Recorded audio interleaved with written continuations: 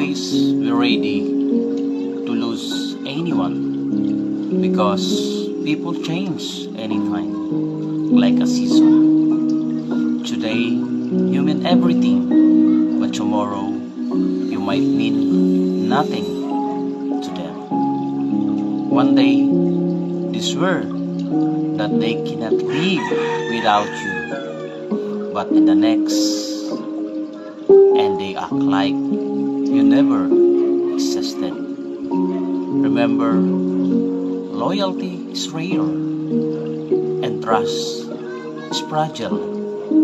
The promises forever open come with an expiration and might be fulfilled into materialization. Sometimes they will laugh with you when you are winning or gaining, but they will disappear when you are struggling. They will love you when it is easy, but they will leave you when it gets tough.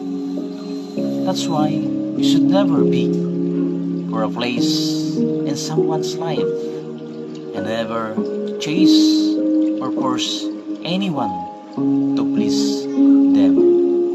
Just respect yourself enough and then to walk away when you are no longer valued by them. Because the real ones shall stay to you and the fake ones might fade abruptly.